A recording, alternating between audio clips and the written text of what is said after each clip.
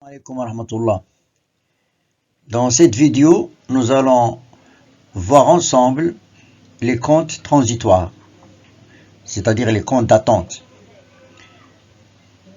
On peut se trouver devant une transaction pour laquelle on n'a pas suffisamment d'informations et on ne peut pas trancher sur les comptes à utiliser. Alors en attendant, nous allons utiliser des comptes qui sont temporaires, qui vont être soldés une fois qu'on a l'information qu'il faut.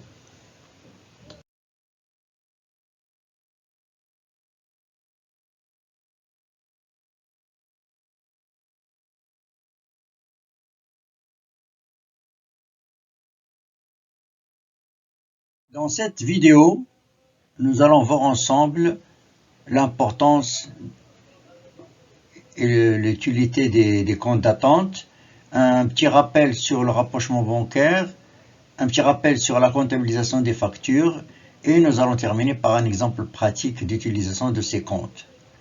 Je vous le dis tout de suite, ces comptes d'attente, il faut les utiliser avec prudence. Il faut essayer d'éviter au maximum leur utilisation, mais si vous êtes obligé de le faire, eh bien il faut les solder au fur et à mesure que le problème se résout. Nous avons deux sortes de comptes d'attente. Il y a le compte d'attente débiteur et le compte d'attente créditeur. Tout simplement, par exemple, nous avons un règlement d'un fournisseur.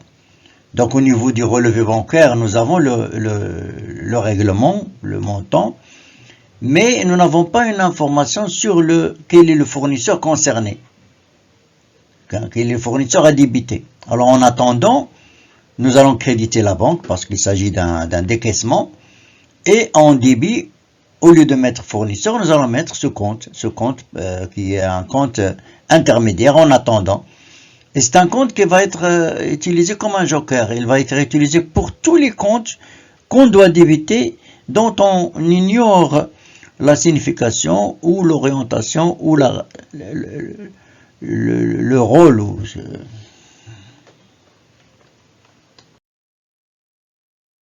Pour comprendre le fonctionnement de ces comptes, nous allons partir d'exemples pratiques.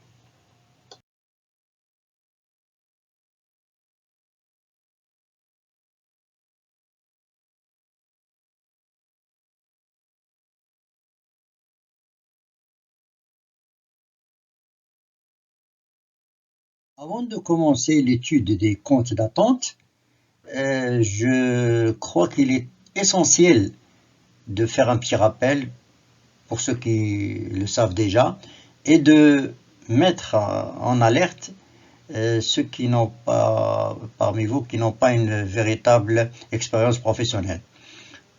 Et là, je vais partir du relevé, le relevé bancaire. Le relevé qui nous parvient de la banque, le relevé doit être correctement analysé et correctement lu.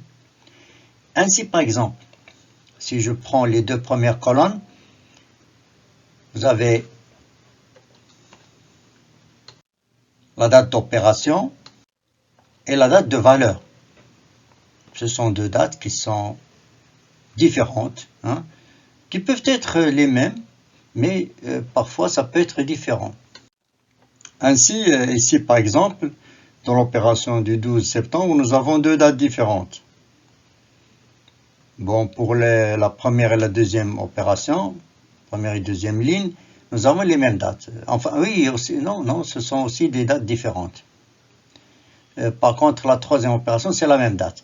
Alors, la différence entre ces deux dates. Bien, la date d'opération, c'est la date d'écriture comptable. D'accord? Et la date de valeur, c'est la date qui est prise en considération par la banque, surtout pour calculer les intérêts.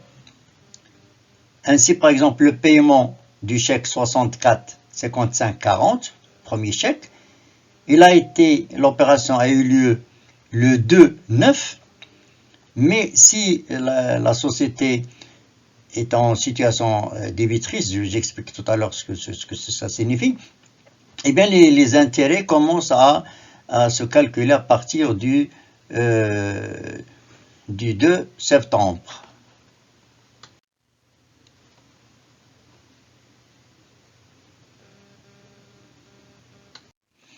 Donc en comptabilité, ce qui nous intéresse nous, c'est la date d'opération. Le chèque 64-40, ce chèque-là, l'opération il a eu lieu le 2 septembre, mais si notre compte est débiteur, c'est-à-dire si on doit de l'argent à la banque, eh bien le calcul des intérêts sur la somme, sur le solde débiteur, va prendre effet à partir du 1er 9, c'est-à-dire un jour avant. Et c'est ce qu'on appelle les jours de banque. Lorsque vous faites un retrait, il retourne en arrière. Lorsque vous faites un dépôt, il avance d'un jour ou 2 jours. C'est comme ça. La banque, dans le calcul des intérêts, ne prend pas en considération la date d'opération. Alors nous, en comptabilité, ce que nous allons prendre en considération ici, c'est la date d'opération. La date d'opération, c'est pour autre chose qui ne nous intéresse pas à ce niveau-là. D'un autre côté, et ça c'est très important, regardez ici, vous avez débit et crédit, d'accord? Toujours dans la logique comptable, mais la signification comptable au niveau du relevé est tout à fait le contraire de ce que nous faisons dans la comptabilité de l'entreprise. C'est-à-dire, tout ce qui est crédit, c'est de l'argent qui rentre en compte. Donc, j'ai mis ici plus. Donc, c'est de l'argent. Ici, nous avons encaissé 23 000, nous avons encaissé 15 000, etc. Donc, tous ces montants-là, ce sont des montants qui ont été encaissés. Par contre, là, ce que vous avez dans le débit, ce que vous avez dans le débit ici, eh bien, c'est ce qui a été retiré. Enfin, c'est ce que nous avons payé, par exemple. Donc, ici nous avons payé un chèque de 25 000, payé les cotisations, CNSS, AMO, payé un chèque pour AXA Assurance, etc. Donc, tout ce que vous avez ici, c'est du moins, et ce que vous avez là, c'est du plus. Mais attention, c'est tout à fait le contraire de la comptabilité chez nous. Donc, lorsque la banque fait sortir un solde débiteur, c'est-à-dire dans votre relevé, vous avez un solde débiteur, ça veut dire que vos débits sont supérieurs à vos crédits, c'est-à-dire les sorties sont supérieures aux entrées. Donc, vous devez de l'argent à la banque. D'accord? Donc, solde débiteur, ça veut dire que vous devez de l'argent à la banque. Solde créditeur, ça veut dire que vous avez plus de crédit, c'est-à-dire plus d'encaissement que de décaissement. Et à ce moment-là, on parle de solde créditeur, c'est-à-dire que vous avez de l'argent en banque. Alors que au niveau de la société, au niveau de la comptabilité interne, ça va être tout à fait différent. Nous allons voir tout à l'heure. On arrive maintenant à ce qu'on appelle les comptes réciproques, c'est-à-dire des comptes opposés, des comptes inverses. Donc, le relevé bancaire, il suit la logique bancaire. Pour la banque, crédit, c'est des encaissements, débit, c'est des décaissements. Alors que chez nous, dans le compte banque 51-41, nous avons débit, c'est ce qui est encaissement, crédit, c'est ce qui est décaissement. Donc, lorsqu'on fait le rapprochement bancaire entre le relevé qui nous parvient de la banque et notre compte banquier interne, eh bien, on doit lire le relevé à l'envers, si vous voulez. C'est-à-dire, tout ce qui est encaissement et qui est porté au crédit du relevé, ça va être pour nous un débit. Et donc, on va débiter le compte 51-41. Ce qui veut dire que, à la fin, d'ailleurs, nous pourrons voir ça dans une vidéo spéciale rapprochement bancaire qui est très très important Et d'ailleurs, il se fait pas à la fin de l'année, il se fait chaque mois. À la fin de chaque mois, le relevé nous parvient, le relevé bancaire, on essaie de pointer, on essaie de le rapprocher à notre comptabilité. Ça doit être grosso modo pareil, mais il y a des cas particuliers où ça ne coïncide pas. Nous allons voir ça dans une vidéo spéciale.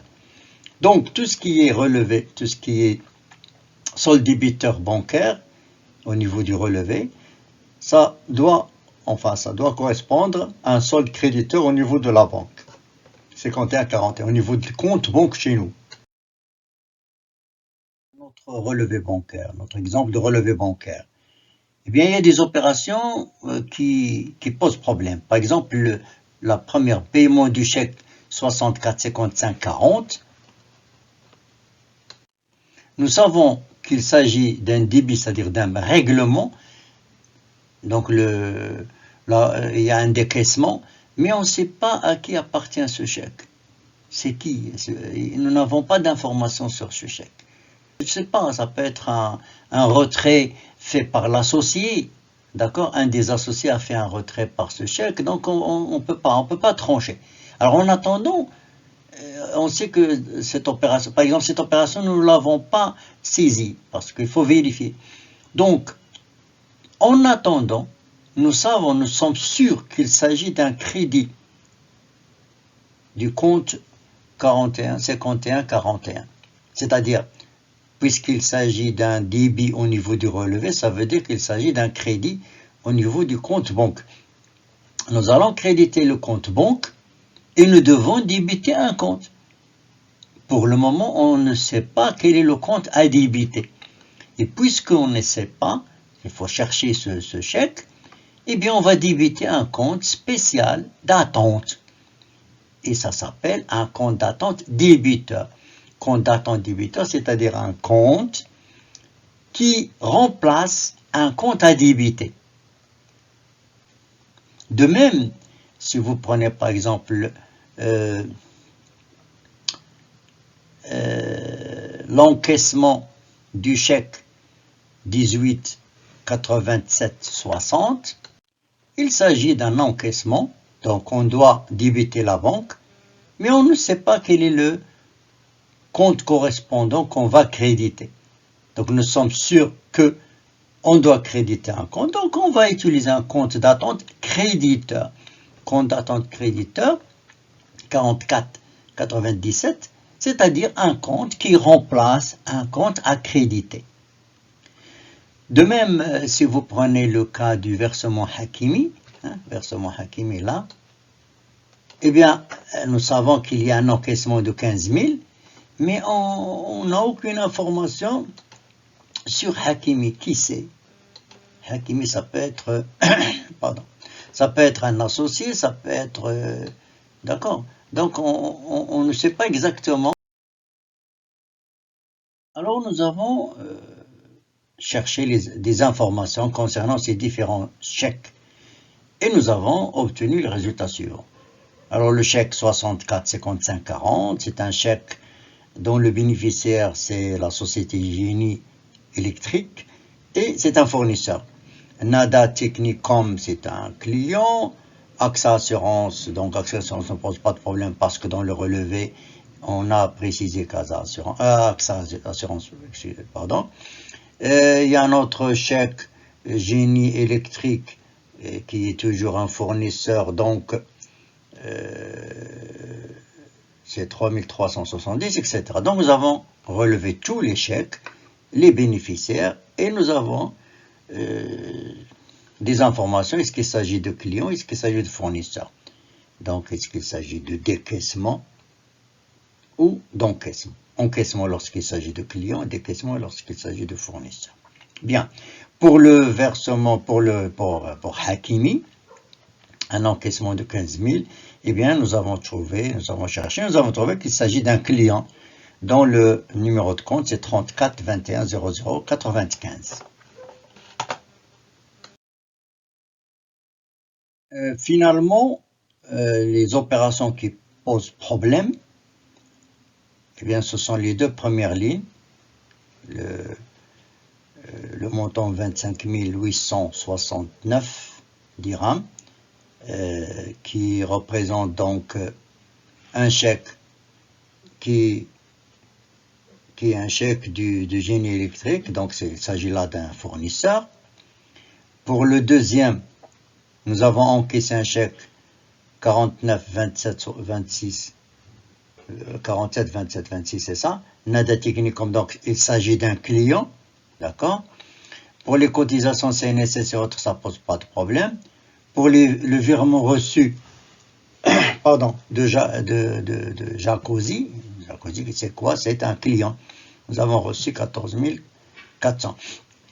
Dans cet exemple, moi je vais mettre l'accent, je vais m'intéresser rien qu'aux opérations qui utilisent les comptes d'attente. Bon, pour le reste, ça va être comptabilisé normalement.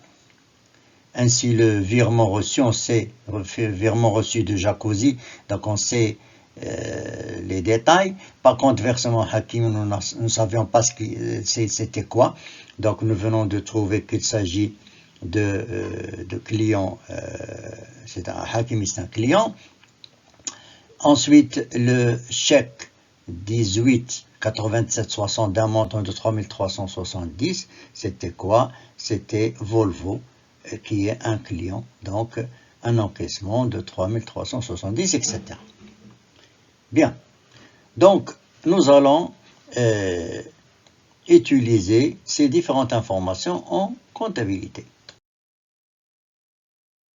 À présent, nous allons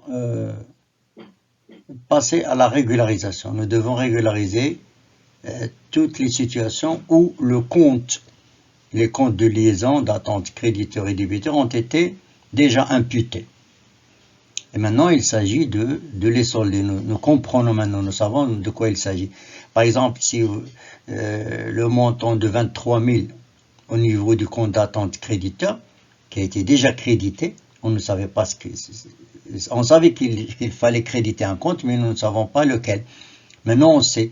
Donc, on débite compte créditeur, attente créditeur de 23 000 et on crédite le compte NADA 34 21 57. Parce que maintenant, nous avons une réponse juste et sûre. D'accord? Pour ce qui est du montant 20 000, nous avons cherché et nous avons trouvé qu'il s'agit d'une facture d'entretien et de réparation qui n'a pas été comptabilisée tout simplement. Alors maintenant, nous allons donc solder le compte d'attente débiteur pour 20 000 et ainsi de suite.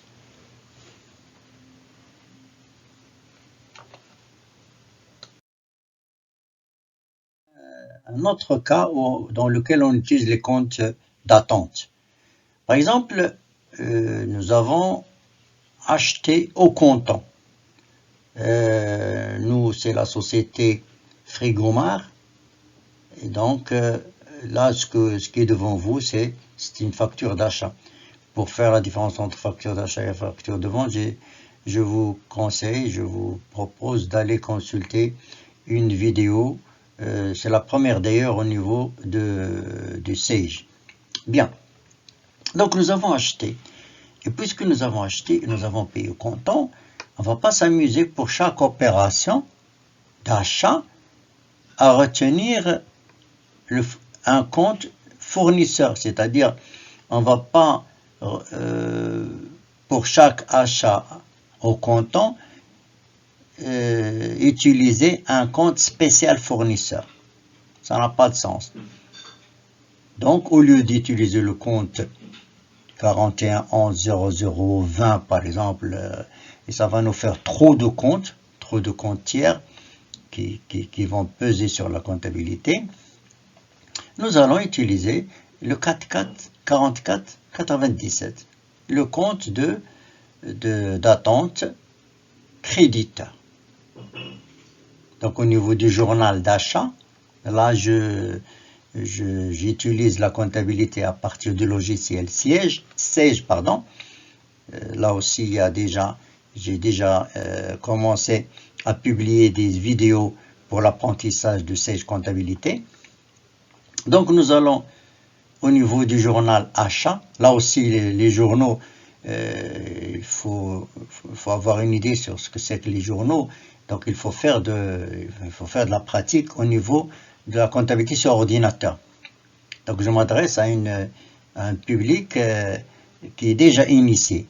Si vous avez encore si vous n'êtes pas initié, eh bien là, c'est l'occasion d'en profiter.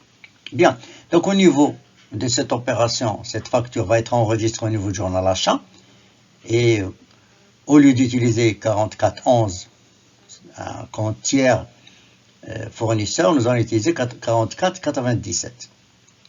Et lorsqu'on va passer au journal de banque, nous allons débiter 4497 pour le solder. Et à la fin, ce qui va rester, c'est